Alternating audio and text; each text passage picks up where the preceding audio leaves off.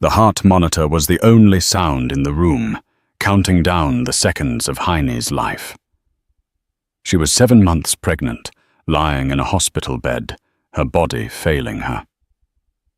She looked at her husband, Marcus, hoping for a hand to hold. Instead, Marcus checked his diamond Rolex side and placed divorce papers on her chest. "I have a business to run, Heine. I can't be a widower before I'm a billionaire. It's bad for the stock price." He walked out, leaving her to die alone with their unborn twins. But Marcus made one fatal mistake. He didn't check who was standing in the hallway, and he certainly didn't expect his greatest rival, Julian Sterling, to walk into that room and change everything. The rain battered against the reinforced glass of the VIP suite at St. Jude's Medical Center in Seattle. Inside, the air smelled of antiseptic and expensive lilies, flowers sent by business associates who cared more about appearances than the woman fading away in the bed. Hinnie Thorne, once the envy of the city's socialite circle, looked small against the stark white sheets. Her skin was translucent, the blue veins beneath visible and fragile. Her breath came in shallow, ragged gasps. The doctors had called it peripartum cardiomyopathy, pregnancy-induced heart failure. Her heart, broken in more ways than one, was struggling to pump blood for 3 herself and the twin boys growing inside her. Standing at the foot of the bed was Marcus Thorne. He didn't look like a grieving husband. He looked like he was preparing for a board meeting. His navy bespoke suit from Savile Row was immaculate. His hair was gelled back, not a strand out of place. He was typing furiously on his BlackBerry, his brow furrowed not with worry but with annoyance. "Marcus," Heine whispered. Her voice was like dry leaves scraping together. Marcus held up a finger, silencing her. "Hold on. The merger with Omnicorp is stalling. Sophia is incompetent handling the press." "The babies," Heine tried again, her hand instinctively moving to her swollen stomach. "The doctor said, if my heart stops." Marcus finally slipped the phone into his pocket and spewed a heavy, theatrical exhalation that filled the quiet room. He walked to the side of the bed, but he didn't take her hand. Instead, he picked up a manila envelope that had been resting on the side table. "Heine, we need to be realistic," Marcus said, his tone smooth, practiced. It was the voice he used to close deals. "Dr. Evans says your probability of survival through the night is less than 10%. Even if they do an emergency C-section, the trauma would likely kill you." "I know," she wept softly. "I'm scared, Marcus. Stay with me, please. Just until the end." Marcus looked at his watch again. "I can't. I have the gala at the Met tonight. If I don't show up, the investors get jittery. Stock drops. You know how it works." Hinnie stared at him, the realization hitting her harder than the heart failure. "You're leaving now." "I'm not just leaving, Heine. I'm securing my future." He tapped the envelope on her chest. "These are divorce papers, signed and notarized." Heine felt a sharp pain in her chest, sharper than the disease. "What?" "It's purely strategic," Marcus said, coldly adjusting his silk tie. "If you die as my wife, your medical debt and the complications with your family's estate attach to me. It's messy. If we are divorced, I am legally clear. I've already spoken to the hospital board. They won't kick you out, but I've removed my credit cards from the file, effective midnight." "And the children?" Heine gasped, tears streaming down her face. "Your sons?" Marcus's face twisted in a sneer of distaste. "If they survive, which is unlikely given your weak genetics, they'll be burdens. I need an heir, Heine, not an anchor. Sophia is waiting in the car. She's healthy. She's suitable. He leaned in not to kiss her, but to whisper one last cruelty. Do me a favor. Don't drag this out.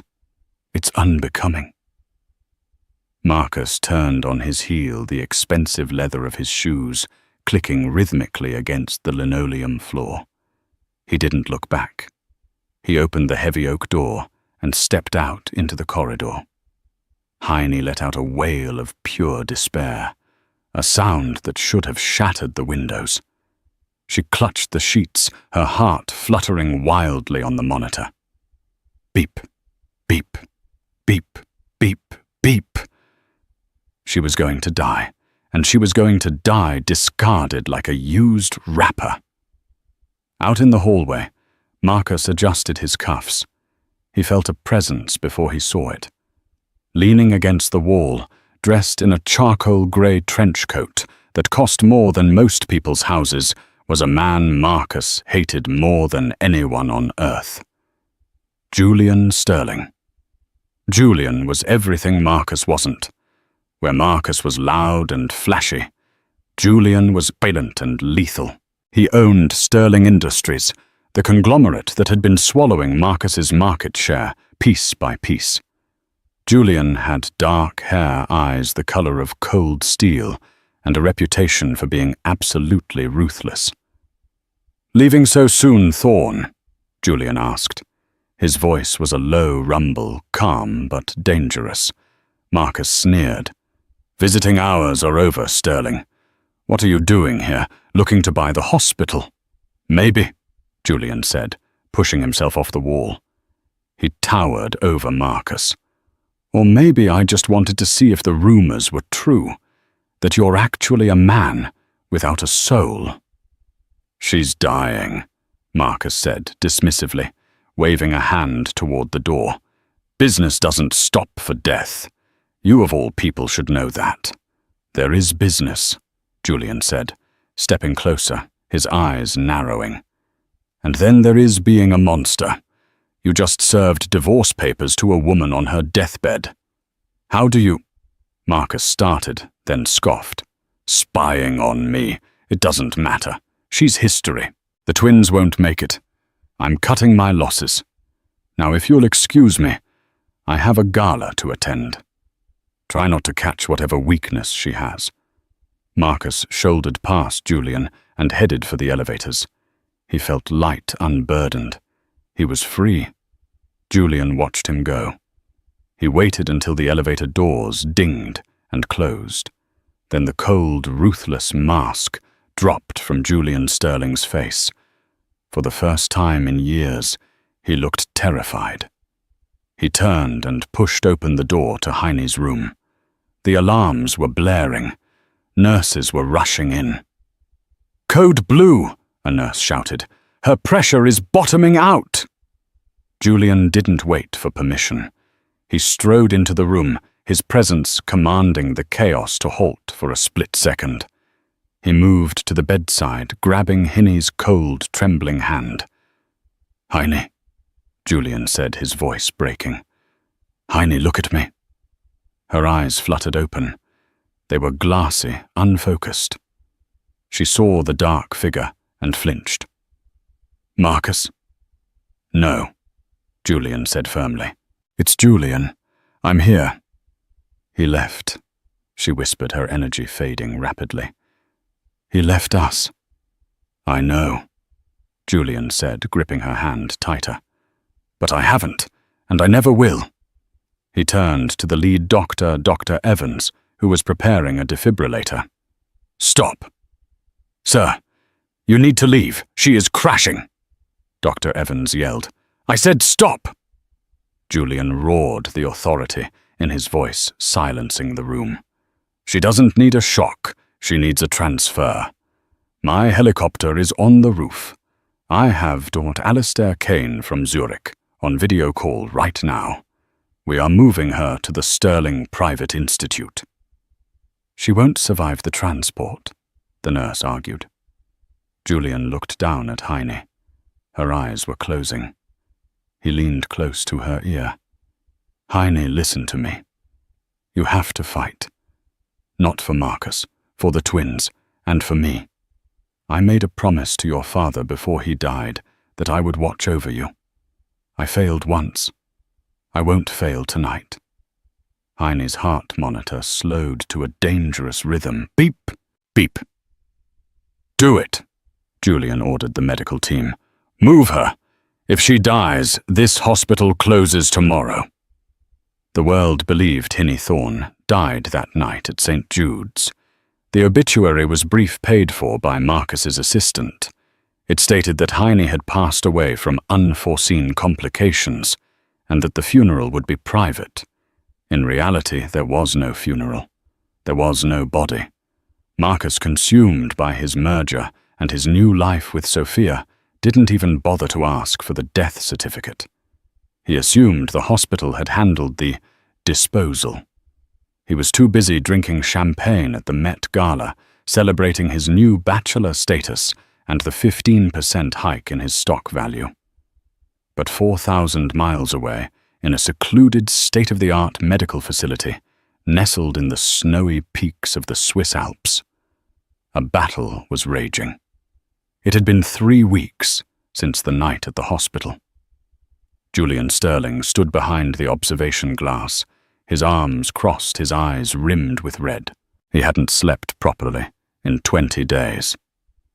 She is stabilizing Mr. Sterling, Dr. Alistair Kane said, walking up beside him. Kane was the best cardiologist in the world, a man Julian paid $10 million a year to keep on retainer. And the twins? Julian asked, his gaze never leaving the figure in the bed, hooked up to a maze of machines. Miraculously, they are holding on, Kane said, checking his chart. We have her on a specialized ECMO machine that is supporting her heart and lungs, allowing the babies to grow without draining her remaining energy. But we have to deliver them soon. Tomorrow via C-section. It's risky. Do whatever it takes, Julian said. Save them all. I don't care what it costs. The next morning was the longest of Julian's life. He sat in the waiting room of his own private clinic, the silence of the mountains deafening. He thought back to 10 years ago. Few people knew that Julian had known Heine long before she met Marcus. They had been interns together at a law firm in London. Julian, the quiet, brooding heir who wanted to make it on his own, and Heine, the bright, kind-hearted girl who brought coffee for the security guards. He had loved her then silently, but he had been called back to New York to save his father's company, and by the time he returned, she had fallen for the charismatic, charming Marcus Thorne. Julian had stepped back. He thought Marcus would make her happy. He had been wrong. The double doors swung open. Dr. Kane stepped out, pulling off a surgical mask. He looked exhausted. Julian stood up, his heart hammering against his ribs. Well? Dr. Kane smiled. A genuine, tired smile. 2 boys, premature but fighters. They are in the NICU. And Heine. She flatlined twice on the table. Kane admitted gravely. Julian's blood ran cold. But we brought her back. She's in a coma, Julian. Her heart is very weak. She may never wake up. And if she does, the road to recovery will be years, not months. She'll wake up, Julian said, his voice filled with absolute conviction. I'll wait. 3 years later, the Sterling estate in the Hamptons was a fortress.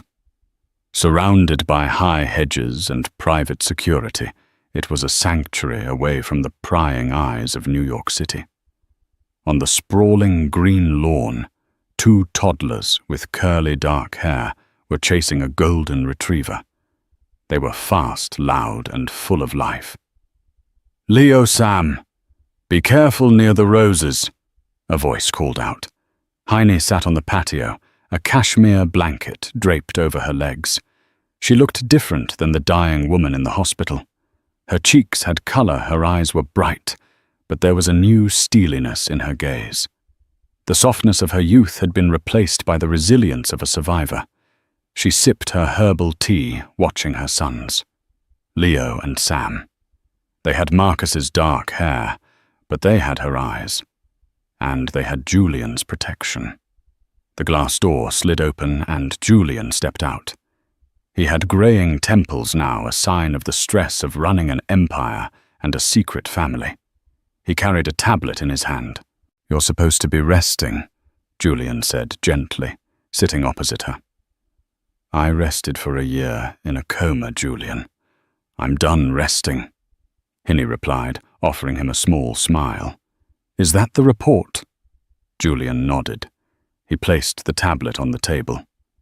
"Marcus is planning to launch his new tech venture, Thorn AI, next month.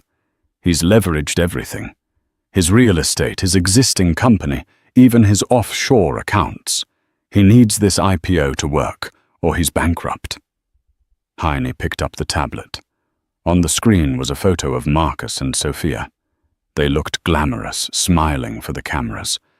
Sophia was wearing a necklace Heine recognized. It had been her grandmother's. Marcus had kept it. "He looks happy," Heine said, her voice devoid of warmth. "He looks arrogant," Julian corrected. "He thinks you're dead, Heine. He thinks the boys died with you. He has no idea that the anonymous investor buying up his debt for the last 2 years is me." Heine looked at the boys playing in the grass. "He threw us away, Julian. He left his sons to die because they were inconvenient. I know. I don't just want to survive anymore," Hinny said, looking up at Julian. The gratitude she felt for this man was overwhelming, but it had grown into something else. A partnership, a shared fire. "I want to take back what belongs to my children. I want to destroy him." Julian leaned back, a dark smirk playing on his lips. "I was hoping you'd say that. That's why I brought you this." He slid a black folder across the table. Heine opened it. It was a legal document. "What is this?" "A job offer," Julian said. "Sterling Industries needs a new vice president of operations for the European division. But more importantly, we need a face for our hostile takeover of Thorn Enterprises, someone who knows Marcus's weaknesses, someone who can walk into a boardroom and make him freeze in terror." Hinny ran her finger over the paper. "He thinks I'm a ghost." "Then let's haunt him," Julian whispered. "The Global Tech Summit is in 2 weeks. Marcus is the keynote speaker. He's going to unveil his new company. I think it's time the world met the new Hinny Vance." Heine closed the folder. She looked at her sons, then at the man who had saved them. She stood up, the blanket falling away. She wasn't weak anymore. She was a mother, and she was a weapon. "No," Hinny said, her eyes flashing with dangerous intent.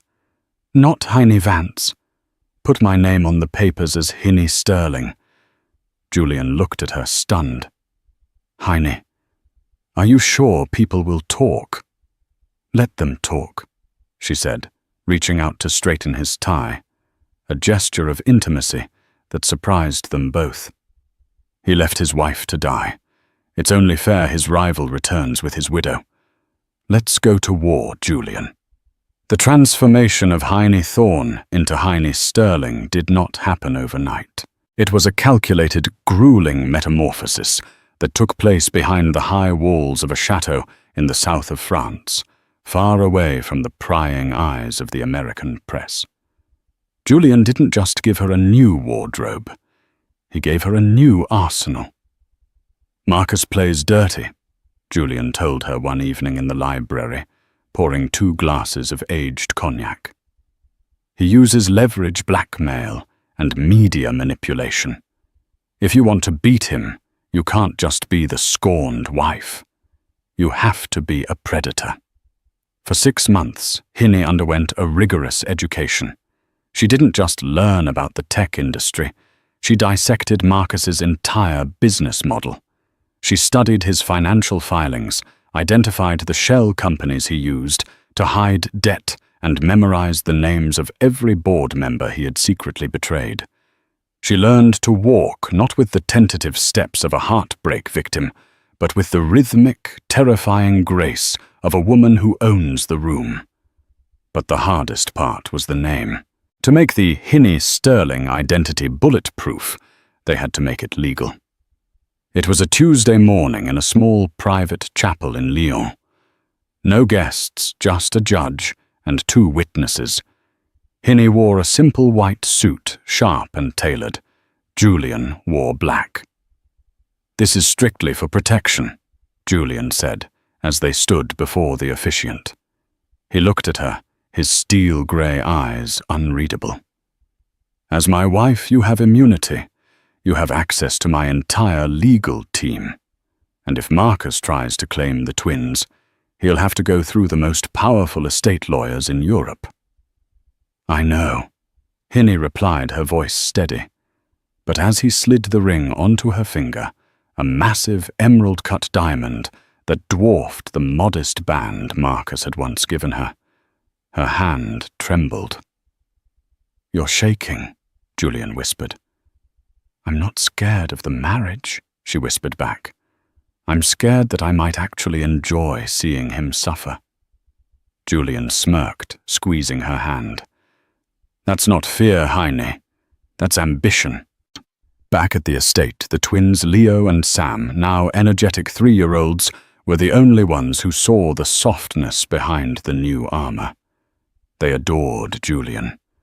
To them he was Papa J, the man who built them Lego castles and taught them how to swim. They had no memory of Marcus Thorne. The night before the Global Tech Summit in New York, Julian found Heine on the balcony, looking out at the French Riviera. "The jet leaves in 2 hours," he said. Heine turned. She looked breathtaking. Her hair, once long and wavy, was now cut into a sharp, chic bob that framed her face. Her makeup was flawless. She looked like a queen on a chessboard.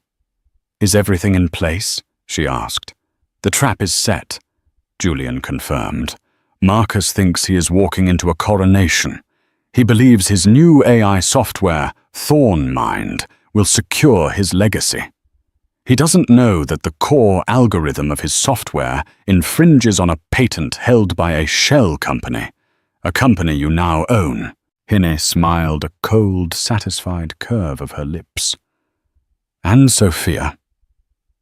"She'll be there," Julian said, "parading around as the future Mrs. Thorne. The tabloids say they are planning a wedding for the spring." "Perfect," Heine said, picking up her clutch. "Let's go crash a party." The grand ballroom of the Plaza Hotel in New York City was dripping with crystals and gold. This was the event of the decade. Every tech giant, venture capitalist, and media mogul was in attendance. The air buzzed with the hum of billions of dollars in net worth. At the center of it all was Marcus Thorne. He looked older than he had 3 years ago. The stress of maintaining his empire was showing in the lines around his eyes, but his arrogance remained untouched. He stood by the champagne tower holding court with a group of Japanese investors. Clinging to his arm was Sophia. She was beautiful in a conventional, flashy way, wearing a red sequined dress that screamed for attention. She laughed too loudly at Marcus's jokes, constantly checking to see if the photographers were capturing her good side. "The Thorn Mind AI is revolutionary," Marcus was boasting. "It predicts market trends before they happen. It's going to make all Omnicorp look like a lemonade stand." "It sounds incredible, Marcus," one investor said, "but we heard rumors that Sterling Industries is making a surprise announcement tonight." Marcus scoffed, taking a sip of his drink. "Julian." "Please. Julian Sterling hasn't made a bold move in years. He's been hiding away in Europe, probably losing his touch. I heard he got married to some European heiress just to secure a merger. He's boring." Suddenly, the chatter in the room died down. The hush started at the entrance and rippled through the crowd like a wave. The heavy double doors swung open. Julian Sterling walked in. He looked impeccable in a black velvet tuxedo, but no one was looking at him. All eyes were on the woman on his arm. She wore a dress of midnight blue silk that clung to her body like liquid water. It was backless, daring, and elegant. Diamonds glittered at her throat and ears. She walked with her head high, her gaze sweeping the room with an air of absolute boredom. Marcus froze. His champagne glass tilted dangerously in his hand. "Who is that?" Sophia asked, narrowing her eyes jealously. Marcus didn't answer. He couldn't breathe. The woman looked familiar. The curve of the jaw, the shape of the eyes. But it was impossible. Hinnie was dead. He had left her dying. This woman was vibrant, powerful, and radiating a cold, terrifying beauty. Julian guided the woman through the crowd, heading straight for the center of the room where Marcus stood. The sea of people parted for them. As they got closer, Marcus felt the blood drain from his face. It was her. But it wasn't her. This woman didn't have the timid posture of his late wife. She looked at him not with love, but with amusement. "Good evening, Marcus," Julian said, his voice smooth and carrying across the silent circle that had formed around them. Marcus stammered, his eyes locked on Heine. "Sterling, I didn't expect you." "Clearly." Julian smiled. "I'd like you to meet my wife, the co-CEO of Sterling Industries." Heine stepped forward. She extended a hand, her diamond ring, catching the light blinding Marcus. "Hello, Mr. Thorne," she said. Her voice was the same, yet different, lower, devoid of the tremor that used to be there when he raised his voice. "I've heard so much about you." Marcus stared at her hand. He didn't take it. "Heine," he whispered, his voice barely audible. Sophia gasped. "Heine, your dead wife. Don't be ridiculous." Hinnie laughed, a light, airy sound that sent shivers down Marcus's spine. "My name is Heine Sterling. I'm afraid you have me confused with someone else, though I'm told I have a common face." She withdrew her hand, dismissing him. "Julian tells me you're presenting some new software tonight. Thorn Mind. How quaint." Marcus felt like the room was spinning. You died. St. Jude's. The heart failure." "Mr. Thorne seems unwell," Hinnie said to the crowd, raising an eyebrow. "Perhaps the pressure of the IPO is getting to him?" Julian stepped in, placing a protective hand on Heine's lower back. "My wife is actually the head of our acquisitions department, Marcus. In fact, she's the one who authorized the purchase of the debt on your Seattle manufacturing plant last week." Marcus's head snapped up. "What, you bought my debt?" "We like to diversify," Heine said coolly. She leaned in closer just enough so only Marcus could hear. The scent of her perfume hit him. It was the same scent Hinnie used to wear. Jasmine and vanilla. "It's a pleasure to finally meet the man who thinks he's invincible," she whispered, her eyes locking onto his with a ferocity that stopped his heart. "I look forward to watching your presentation. I hope there are no technical difficulties." She pulled back and smiled at Sophia. "Lovely dress, dear. A bit bright for the season, but brave." With that, Hinnie turned her silk dress swishing around her ankles and walked away, Julian at her side. Marcus stood there paralyzed. He was shaking. "Marcus," Sophia hissed, grabbing his arm. What is wrong with you? That's Julian's wife. Why did you call her Heine?" "It's her," Marcus muttered, wiping sweat from his forehead. "I don't know how, but that's her." "Heine is dead," Sophia snapped. "You told me she died. You said you saw the papers." Marcus stopped. He realized he had never seen the death certificate. He had never seen the body. He had just walked away. A cold dread settled in his stomach, heavier than lead. He looked across the room. Heine was laughing with the CEO of Google sipping champagne. She looked alive. She looked dangerous, and she had just bought his debt. "Ladies and gentlemen," the announcer's voice boomed over the speakers, "please take your seats. The keynote presentation by Marcus Thorne will begin in 5 minutes." Marcus straightened his tie, but his hands were trembling. He had to go up on stage. He had to sell his company to the world. But all he could think about were the eyes of the woman in the midnight blue dress, watching him from the VIP table like a hawk waiting for a mouse to run. He walked toward the stage, unaware that the presentation loaded on the screen behind him had been subtly altered. Heine hadn't just come to scare him.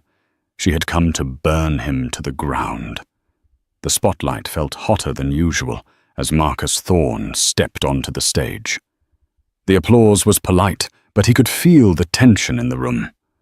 The brief encounter with the woman who called herself Hinnie Sterling had rattled him to his core. He took a sip of water, his hand shaking slightly, and looked out at the sea of faces. In the front row, VIP section, sat Julian Sterling, looking calm and predatory. Next to him, the woman in blue was sipping her champagne, her eyes fixed on Marcus with an amused expression. "Ladies and gentlemen," Marcus began, his voice slightly tighter than usual. "Welcome to the future. Today, Thorne Enterprises is proud to unveil Thorne Mind, an artificial intelligence autonomous enough to run a Fortune 500 company." He clicked the remote presenter in his hand. The massive screen behind him lit up with impressive graphics of soaring stock arrows and complex data streams. "For years, the market has been reactive." Marcus continued, finding his rhythm. He started to pace the stage, the arrogance slowly returning. "We wait for disasters, then we adjust. Thorne Mind changes that. It predicts. It secures. It is untouchable." Sophia, watching from the wings, smiled. He was pulling it off. "Let me show you the core architecture," Marcus said, turning to the screen. He clicked the remote again. Nothing happened. He clicked it again, harder.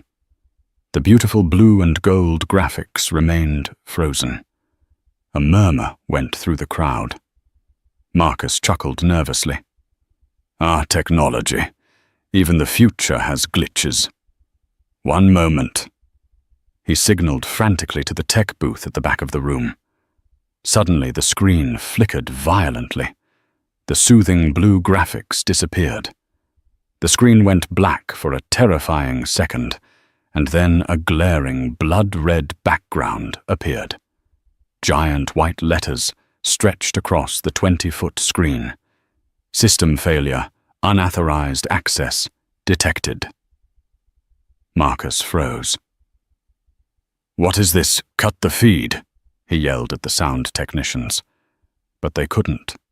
The screen shifted again. Now it was displaying lines of complex code.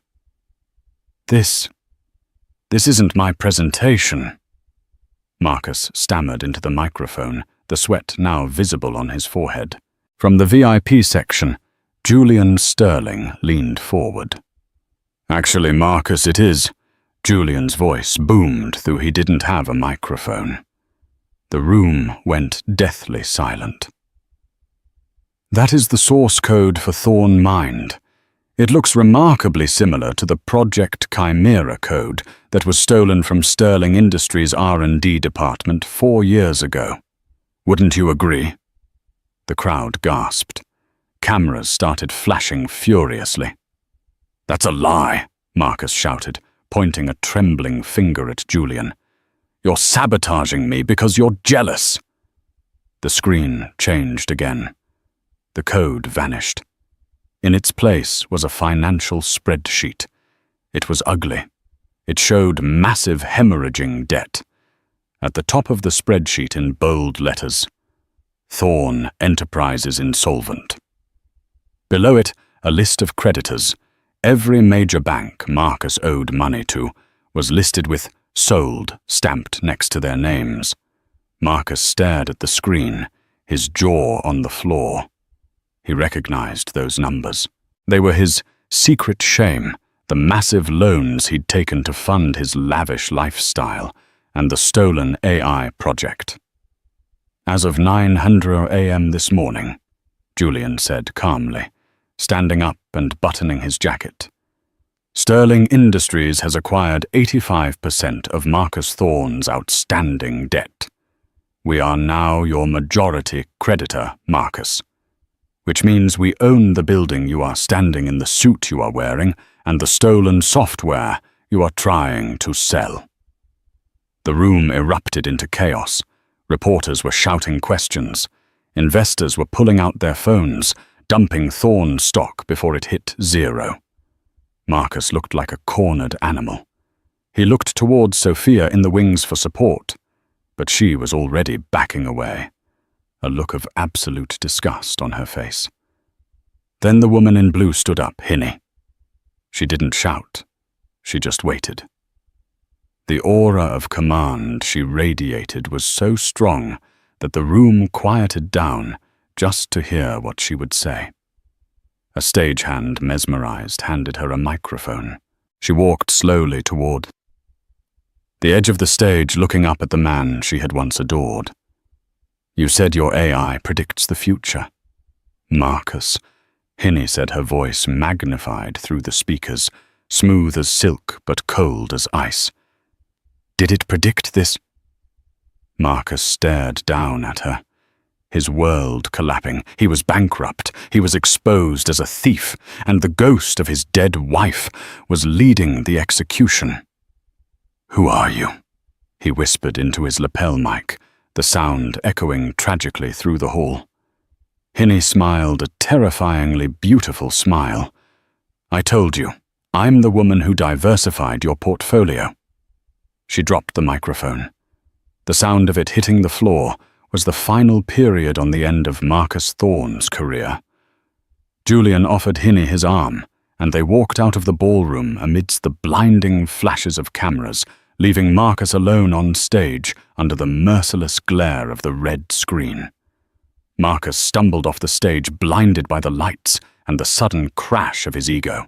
He pushed past cameramen and shouting reporters, fleeing down a service corridor toward the green rooms. He burst into his private dressing room, slamming the door and locking it. He leaned against it, gasping for air, his heart feeling like it might explode. Ironic.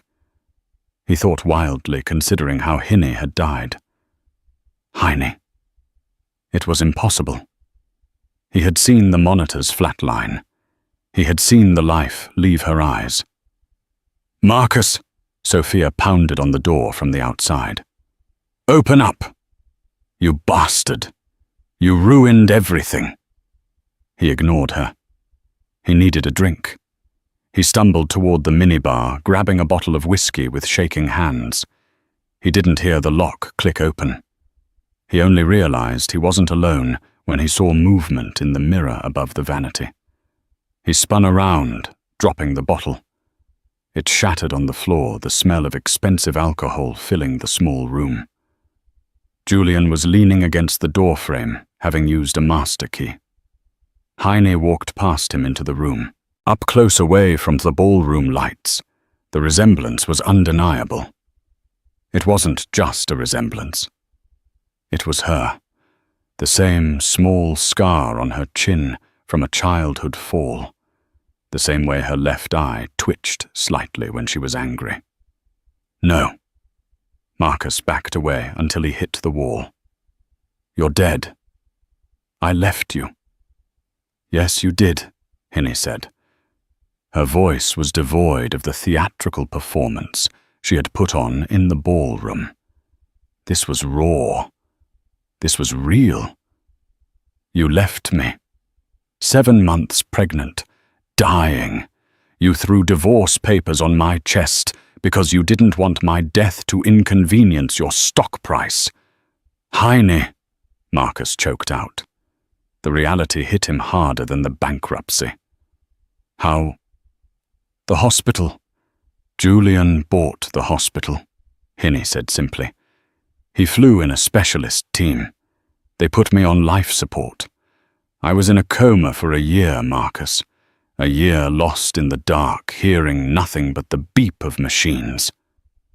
Marcus slid down the wall, sitting on the floor amidst the broken glass. He looked pathetic. Why didn't you tell me? Why let me believe? Why? Hinnie laughed, a harsh, brittle sound. Because you didn't care. You never asked for a death certificate. You never visited the grave. You were too busy celebrating with her. She gestured vaguely toward the door where Sophia had been screaming. Julian stepped forward, his presence filling the small room. She survived because she had something to fight for, something you forgot about. Marcus looked up confused through his panic. What? Hinnie reached into her small clutch purse. She pulled out her smartphone and tapped the screen. She turned the phone around and held it out to Marcus. On the screen was a professional photograph. It showed 2 identical little boys about 3 years old, laughing as they played in fall leaves. They had dark, curly hair and bright, intelligent eyes. They looked exactly like Marcus did in his own baby photos. Marcus stared at the phone. His breath hitched. He reached out a trembling hand to touch the screen, but Hinnie pulled it back sharply. "They're alive," Marcus whispered. Tears finally spilling from his eyes. Tears of shock, not redemption. "Their names are Leo and Sam," Hinnie said, her voice thick with emotion for the first time all night. "They were born via emergency C-section while I was on life support. They were 2 pounds each. Julian sat by their incubators every single night for 4 months while I lay in a coma next door." She glared down at Marcus with pure hatred. "You didn't just leave me to die, Marcus. You left them. Your sons." The weight of it crushed him. He had wanted an heir more than anything. And he had 2 perfect, healthy sons, and they didn't even know he existed. "I want to see them," Marcus pleaded, trying to stand up. "Heine, please. They're my boys. I have rights." Julian moved incredibly fast. He grabbed Marcus by the lapels of his ruined tuxedo and slammed him back against the wall. "You have nothing," Julian snarled, his usual calm demeanor shattering. "You gave up your rights when you signed those divorce papers on her deathbed. You gave up your rights when you didn't bother to check if your children survived. I am their father on every piece of paper that matters. They call me Dad. To them, you are a stranger."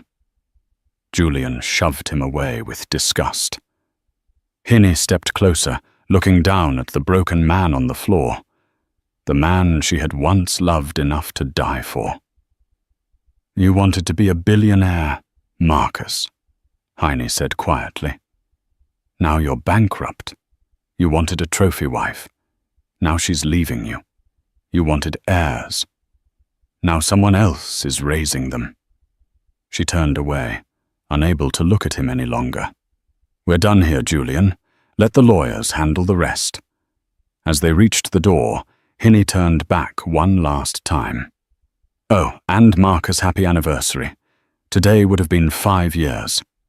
They walked out, leaving the door open. Outside, the flashing lights of the paparazzi were waiting for the fallen king. The fall of Marcus Thorne did not happen in silence. It was a deafening, chaotic crash that echoed through every financial district in the world. But for Marcus, the noise stopped the moment the door to his dressing room clicked shut, leaving him alone with the wreckage of his life. The 48 hours following the global tech summit were a blur of flashing lights and aggressive shouting.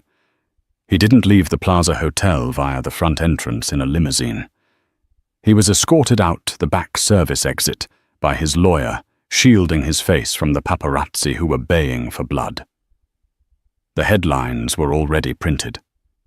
Thorn of Lies, the bankruptcy of the century, the billionaire who stole the future. But the true humiliation began when he returned to the penthouse he could no longer afford. He found Sophia in the master bedroom. She wasn't crying. She wasn't pacing. She was packing. 4. Louis Vuitton trunks were open on the bed, filled with jewelry designer bags and the couture dresses he had bought her. "Sophia?" Marcus asked, his voice hoarse. He loosened his tie, the fabric feeling like a noose. "The lawyers say we can fight this. It's a setback, but if we liquidate the offshore accounts—" Sophia snapped a suitcase shut with a sharp click that sounded like a gunshot. She turned to him, her eyes cold and calculating. There was no love there. There never had been. There was only an appraisal of value, and Marcus's stock had just hit 0. "There is no we, Marcus," she said, picking up her phone to check her Uber Black status. "I read the filing. Julian Sterling owns 85% of your debt. He owns this apartment. He owns the furniture. He probably owns the shirt on your back. You're not a billionaire anymore. You're a liability." "I did this for us," Marcus shouted, desperation clawing at his throat. "I wanted to give you the world. You gave me a fraud," she spat back, brushing past him. She paused at the door, looking him up and down with a sneer of absolute disgust. "I can deal with a ruthless man, Marcus. I can't deal with a loser. Don't call me." The door slammed. The silence that followed was heavy and suffocating. Marcus walked to the window, looking out at the city lights of Manhattan. Usually this view made him feel like a god. Now the city looked like a beast that had chewed him up and spat him out. 6 months later. The dismantling of the Thorn Empire was clinical and brutal. The auction was held on a Tuesday. Marcus wasn't allowed to attend, but he watched the live stream from the small, cramped studio apartment he was renting in Queens. He watched as the gavel banged down, selling his life piece by piece. His bespoke suits sold for pennies on the dollar. His vintage Ferrari collection sold to a collector in Dubai. The Patek Philippe watch he had been wearing when he served Heine divorce papers sold.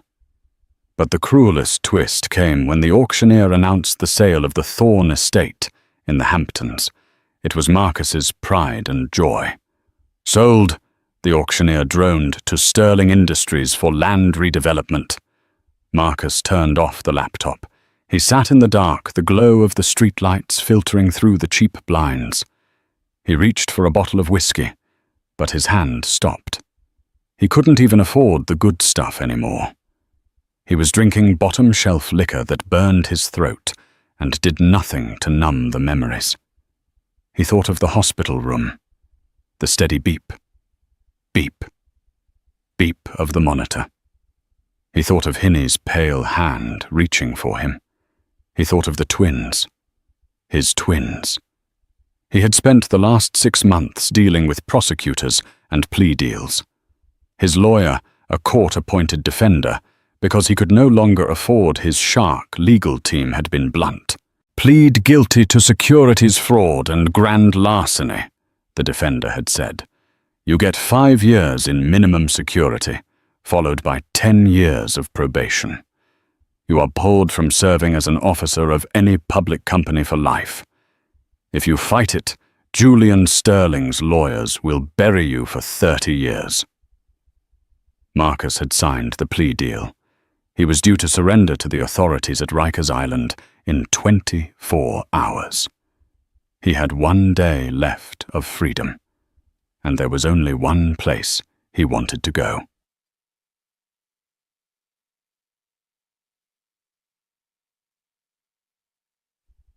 It was a crisp, golden afternoon in late October. Central Park was ablaze with color, burnt orange, deep crimson, and vibrant yellow leaves carpeted the grass. The air was biting a signal that winter was coming. Hinnie Sterling sat on a wrought iron bench near the great lawn. She was wrapped in a camel hair coat that looked soft and warm. A cashmere scarf was wound loosely around her neck. She looked radiant, not just wealthy, but healthy. Her skin glowed, her eyes were bright, and she held a cup of steaming hot chocolate in gloved hands. She was laughing. It was a genuine, throaty laugh that threw her head back. Next to her sat Julian. He wasn't wearing a suit today. He was wearing dark jeans and a navy wool sweater, looking rugged and relaxed. He had one arm draped protectively along the back of the bench behind Heine. But Marcus, hiding behind the thick trunk of an old oak tree 50 yards away, wasn't looking at them. He was looking at the boys. Leo and Sam were 4 years old now. They were bundles of boundless energy dressed in matching puffy vests and denim jeans. They were kicking a soccer ball back and forth, their little legs pumping furiously as they ran through the piles of leaves. They were beautiful. Leo had Marcus's nose. Sam had his chin. But their eyes were all Hinnie. "Pass it to me, Sam!" Leo shouted, his voice high and clear. "I'm trying," Sam yelled back, tripping over his own feet and tumbling into a heap of leaves. Marcus took an involuntary step forward from behind the tree. His instinct was to rush over to pick the boy up, to brush the dirt off his knees. He wanted to say, "I'm your father. I'm the one who gave you life." But then he saw Julian move. Before Sam could even start to cry, Julian was there. He had moved with a speed that spoke of constant vigilance. He scooped Sam up effortlessly, swinging him into the air. "Whoa there, champion." Julian grinned. "Did the ground attack you?" Sam giggled, wrapping his small arms around Julian's neck. "The leaves are slippery, Papa J. Papa J." The name hit Marcus like a physical blow to the chest. It winded him. He grabbed the rough bark of the oak tree to steady himself. "Papa!" Julian brushed the leaves off Sam's jacket and set him down, ruffling his dark curls. "Go on. Mom is watching. Show her that goal." Marcus watched as the boys ran back to the game, glancing at Julian for approval every few seconds. They didn't know who Marcus was. To them, he was invisible. He was a biological necessity that had ceased to exist the moment he walked out of that hospital room. Heine was watching the boys, but suddenly her gaze shifted. She felt eyes on her. A mother's intuition. She looked across the park, scanning the tree line. Her eyes stopped on the oak tree. Marcus froze. He wanted to run, but his feet were lead. He stepped out from the shadow, fully revealing himself. He looked a wreck. He was unshaven, his face gaunt and hollow. He wore a cheap windbreaker that didn't fit right, and a baseball cap pulled low to hide his shame. He held a plastic bag containing his meager lunch. Their eyes met across the 50 yards of manicured grass. For a moment, the sounds of the park, the laughter of children, the distant traffic, the rustling leaves seemed to fade away. It was just the two of them. The woman who had died and come back to life, and the man who had lived only to lose everything. Marcus waited for her anger. He expected her to scream, to call the police, to point at him and laugh. He deserved it. But Hinnie didn't scream. She didn't look angry. She looked pitying. She looked at him the way one looks at a ghost or a tragedy on the news. Sad, but distant. Julian noticed her stillness. "Heine." "What is it?" Henny didn't look away from Marcus. He's here. Julian turned. His body instantly tensed. He stood up, placing himself physically between Heine and the distant figure of Marcus. It was a primal gesture, the alpha protecting his pack. "I'll call security," Julian said, his voice low and dangerous. "He's violating the restraining order." Heine reached out and took Julian's hand. "No, don't." "Heine, he—" "Look at him, Julian," she said softly. "Look at him." Julian paused. He looked at his former rival. He saw the cheap clothes, the slump of the shoulders, the plastic bag. He saw a man who had been stripped to the bone. "He's suffering," Julian muttered. "He's realizing," Heine corrected. "Let him watch. Let him see exactly what he traded for a stock price." Marcus stood there, trembling. He saw them talking. He saw the unity between them. He realized that Julian hadn't just taken his wife. He had healed her. He hadn't just taken his sons. He was raising them to be men Marcus never could have been. Leo, the more curious of the twins, stopped chasing the ball. He noticed the adults staring. He looked toward the tree. The little boy squinted. He took a few steps toward Marcus. Marcus's heart hammered against his ribs. "This is it," he thought wildly. "Blood calls to blood. He knows me." Marcus took a hesitant step forward. He raised a hand, a weak, trembling wave. A tear leaked out of his eye and trailed down his dirty cheek.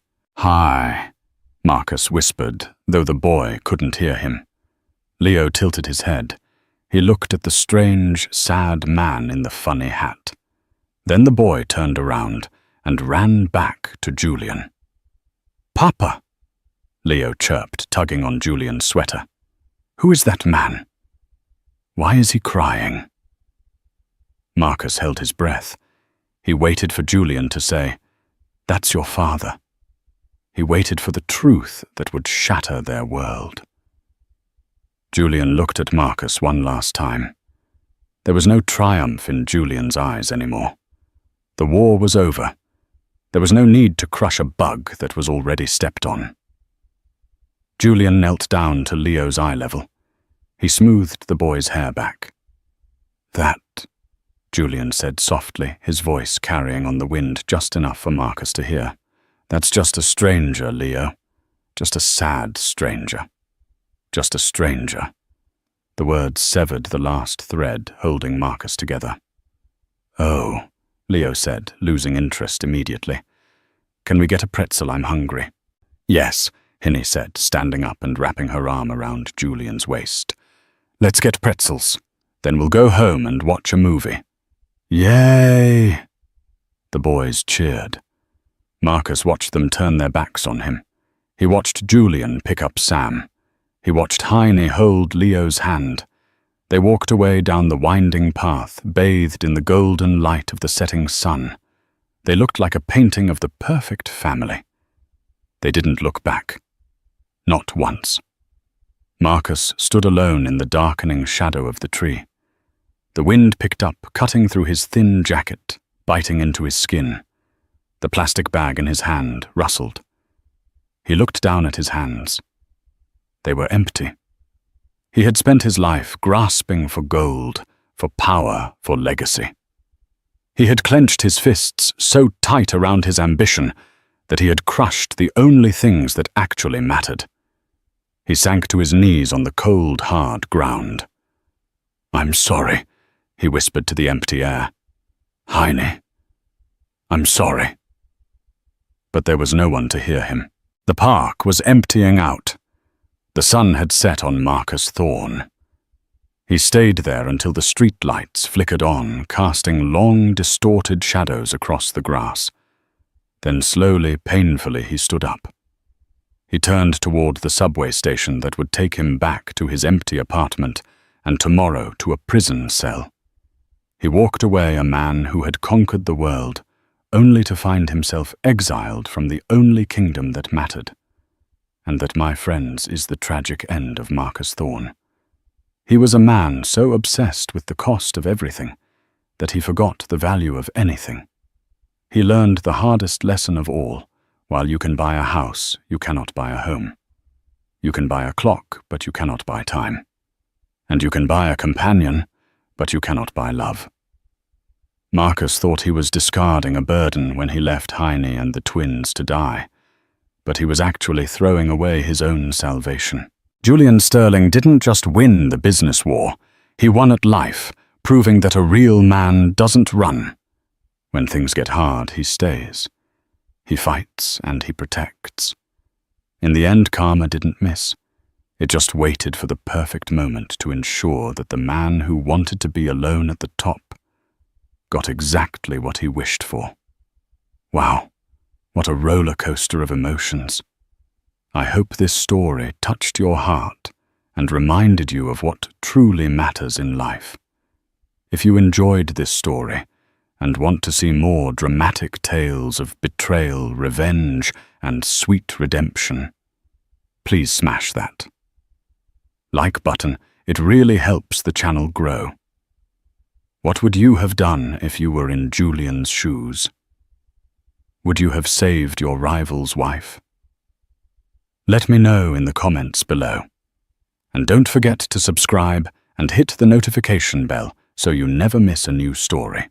We upload brand new dramas every single day. Thanks for listening, and I'll see you in the next video.